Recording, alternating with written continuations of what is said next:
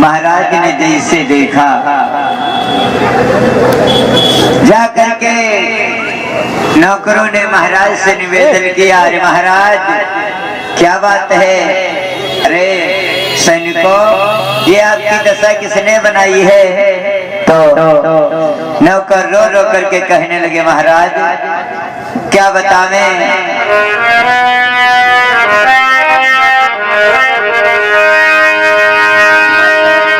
अरे ये कसो कर बाग में आयो है, सारी बात उजाड़ो है।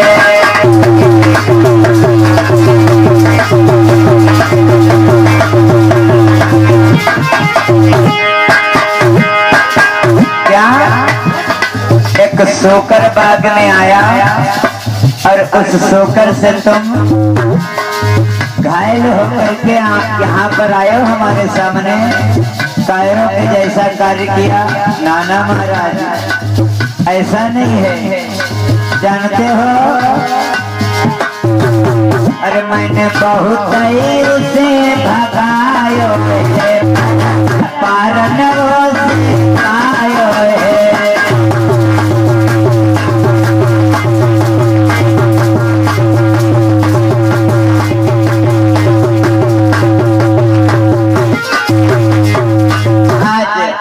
महाराज खड़े हो गए, कैसी बात कर रहे हो? अरे सोकर से तुम घायल हो करके यहाँ पर आए हो, क्षमा चाहेंगे महाराज?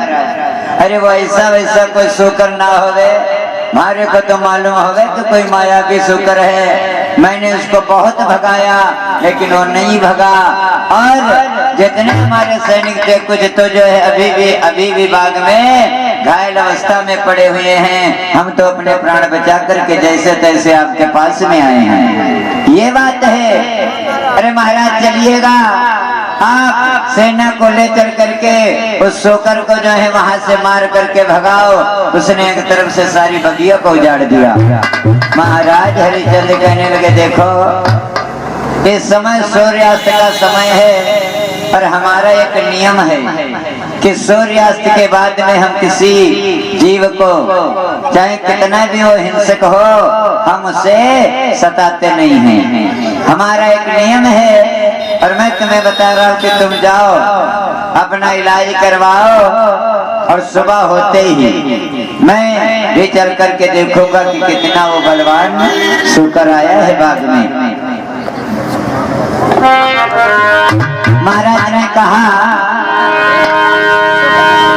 अरे संध्या हुई विश्राम करो, इस समय न उसे भगाएंगे।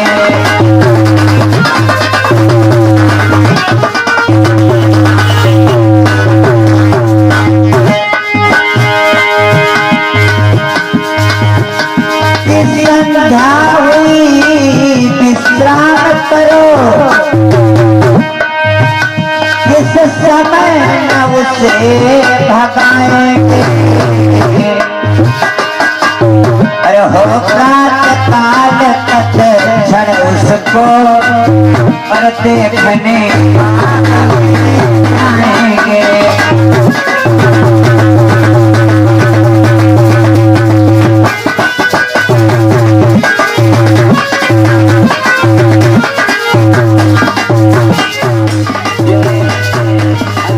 अरे जाओ जा करके विश्राम करो, प्रातः काल होते ही चल करके देखते हैं कि कितना भयानक सोकर है।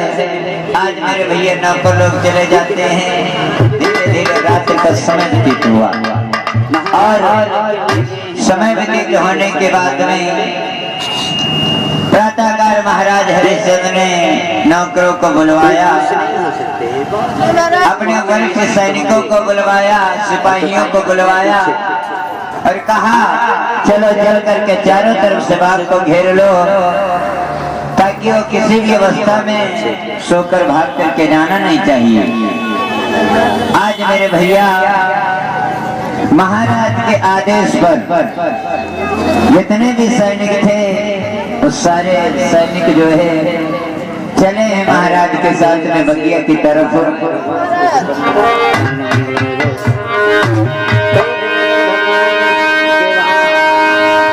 अरे ना पलकी देर लगाए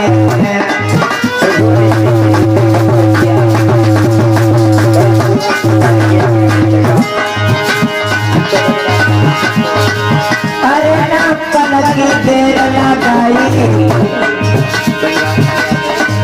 आग के बाण से भर लगाई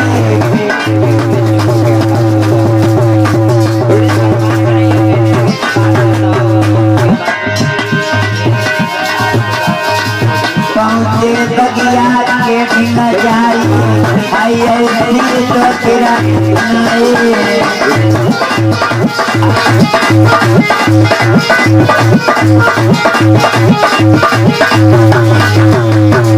आज बगिया के मध्य में जब पहुंच गए तो महाराज कहने लगे बाग को चारों तरफ से घेर लिया जाए और किसी भी अवस्था में सोकर भागना नहीं चाहिए। देखो कितनी मेरी सुंदर बाग थी, आज उस दुष्ट सोकर ने सारी बगिया को तहस नहस कर दिया।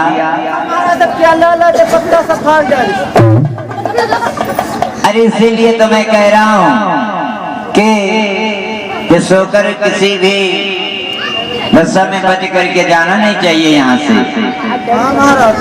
आज मेरे भैया शुकर जो मायावी यानी विश्वामित्र बन करके गए थे, शुकर के रूप में वो बगिया में छिपे हुए बैठे और सब बातें सुन रहे हैं। और कहा है क्या महाराज कहने लगे कि देखो जिसकी तरफ से शुकर अगर जिंदा निकल करके भाग गया, कल तो बच गए थे लेकिन आज हम जिंदा नहीं छोड़ेंगे। तो इस प्रकार से कोई भी किसी प्रकार की जो आप लोगों को ढीलासारी नहीं करनी है और हर हाल में शुकर को मारना है।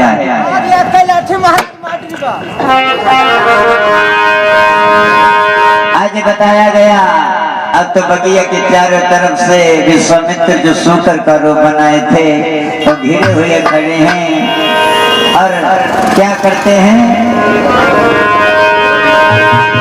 कि गोरा गोरा गोरा रे जब राजा ने सुन पायो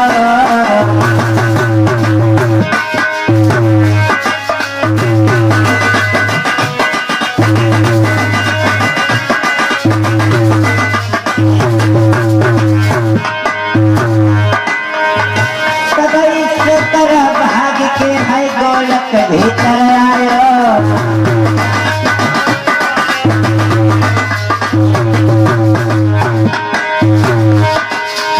आज महाराज कहने लगे तेज खैस के राजा बोलो वीर सूर्य जागे रो रस शुकर हर भागे ताके प्राण बचेंगे दोना।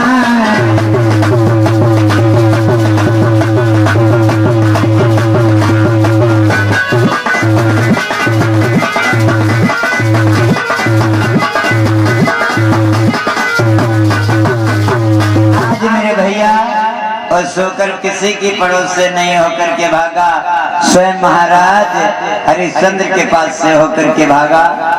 विश्वामित्र ये मन में विचार किया अगर नौकरों के पास से होकर के जाएंगे तो राजा कहा है कि उस नौकर के हम प्राण ले लेंगे, तो हम राजा के पास से होकर के जब जाएंगे तो ये राजा क्या करेगा। राजा कहने लगा रे शुकर इस तरफ भाग करके गया है, मैं उसी तरफ जा रहा हूँ और तुम लोग उधर से जाओ। आज नौकर दूसरी तरफ गए और जिस तरफ से शुकर गया था महाराज हरिश्चंद्र पीछा किया। अब विश्वामित्र जो शुकर का रूप बनाए थे उन्होंने क्या किया, अरे लीनो रूप संत को धार। अब शुकर से संत बन गए। अरे लीनो रूप संत को धार भाई ना पल की देर लगा।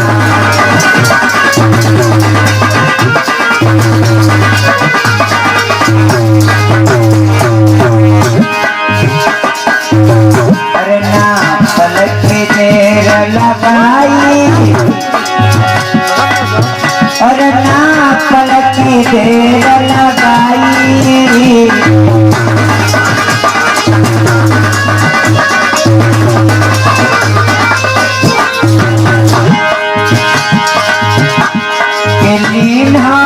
रो पसंद को धार नहीं पल के दे।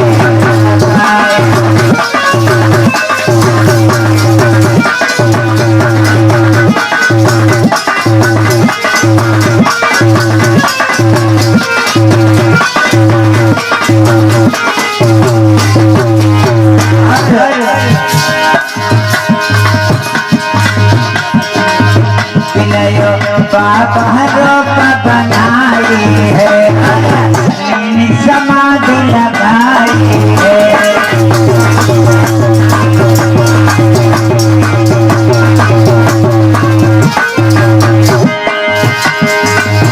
कि राजा ने तबल छिपाई है, ऐसी गिरा सुनाई है।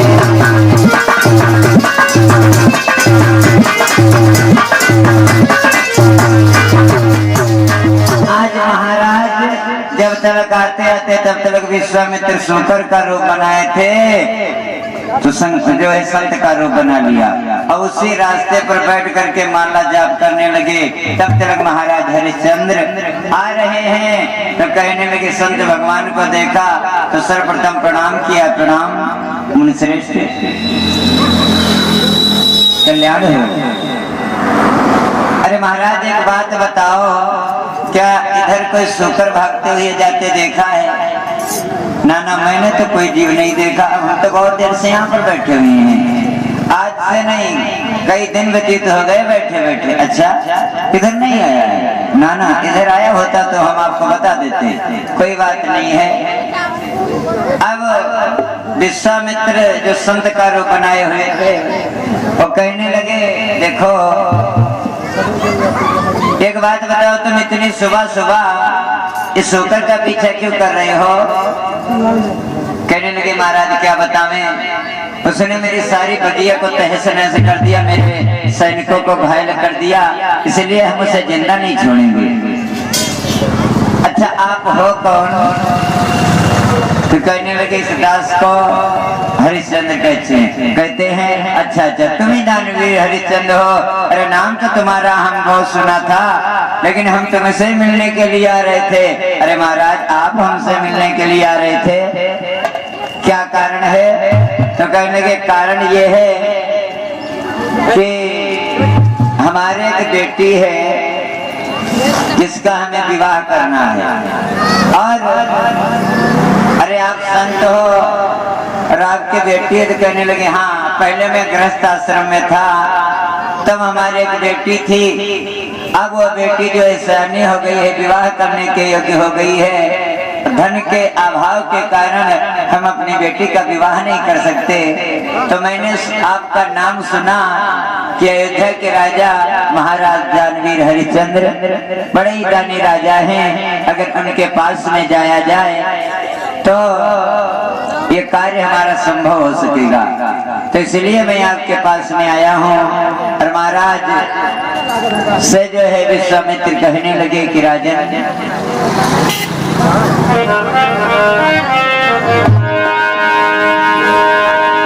अरे कुमारी मेरी बिटिया तो सुन ले वो नरराज, अरे दान में दे दे कछ तो मेरे पूरा हो जाएगा।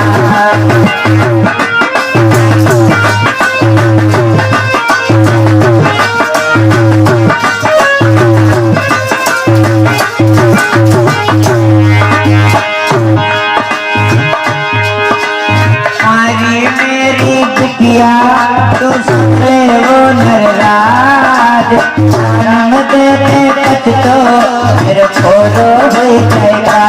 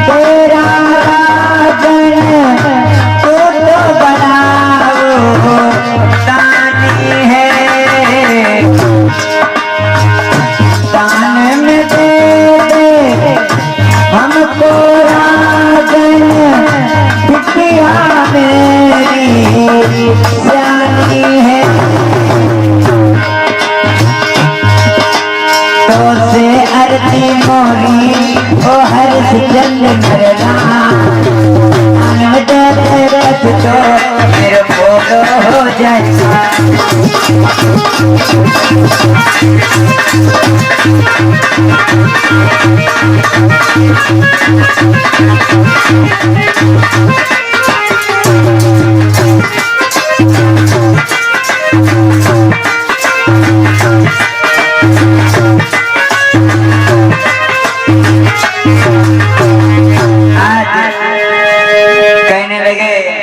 अरे महाराज, अरे अब दान की बात कर रहे हो,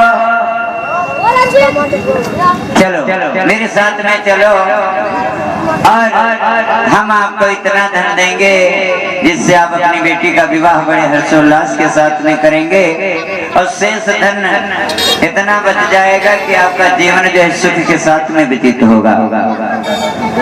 अरे राजन, मैं ऐसे नहीं चलूंगा, पहले तिरवाचा भरो, संकल्प करो, क्योंकि हम यहाँ से तुम्हारे साथ में चलें और अगर वहां पर आपकी धर्म पत्नी दान देने से इनकार कर दे तो व्यर्थ। अरे नाना महाराज, ऐसी बात नहीं है, आप चल करके देखिए, हमारी धर्म पत्नी जो है दान देने में कोई संकोच नहीं करती है। नाना, मेरे को विश्वास नहीं है। ऐसा करो, मुझे तभी विश्वास होगा जब तुम संकल्प करोगे। अरे संकल्प, हम तो सुबह सुबह आए थे उस शुकर को भगाने के लिए, मेरे पास कुछ नहीं है और कुंजी लगाम के सिवाय कुछ नहीं है। अरे कुंजी लगाम है, इसी से संकल्प कर जो तुम ये कुंजी लगाम आपके साथ में है तो कुंजी लगाम पर तो सारी राज्य निर्भर है। अरे ऐसी बात है तो ऐसा करो, आज मेरे भाई अंजलि में रखवाया है कुंजी और लगाम और विश्वामित्र ने संकल्प पढ़ दिया। कहने लगे विश्वामित्र, अब मेरे को विश्वास हो गया कि हम तुम्हारे साथ में चलेंगे तो आप मेरे को जो है दान देंगे, ये मेरे को विश्वास हो गया है। चलिएगा महाराज, आज मेरे भैया महाराज हरिश्चंद्र विश्वामित्र को साथ में लिया है और चले।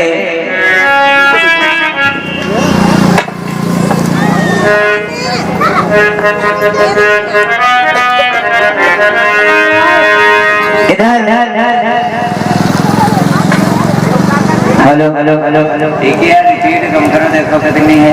हेलो हेलो हेलो हेलो,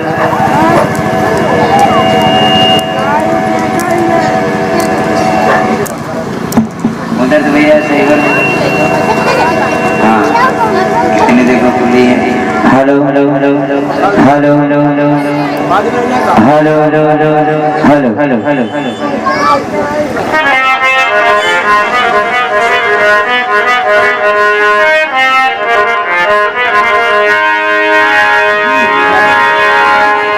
अब तो बतलाया गया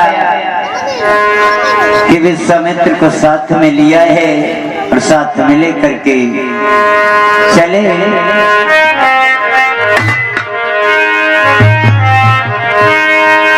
चलते चलते महाराज दरबार में पहुंचते हैं और दरबार में जा करके नौकरों को बुलाते हैं। सुंदर जो है आसन पर विश्वामित्र को बिठाते हैं और बतलाया गया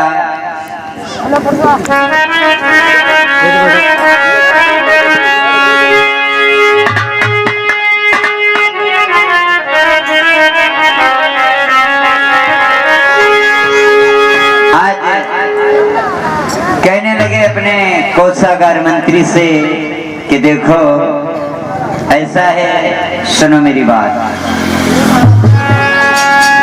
कि तुम